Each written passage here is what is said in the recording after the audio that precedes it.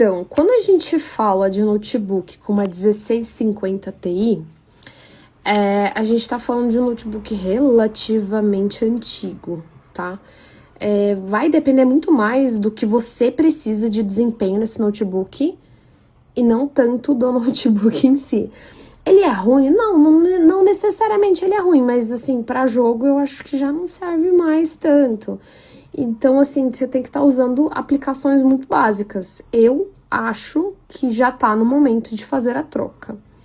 Mas, dependendo da situação e do orçamento, você pode fazer um upgrade de SSD, por exemplo, colocar um SSD M2 PCI Express X4, você pode colocar mais memória nele.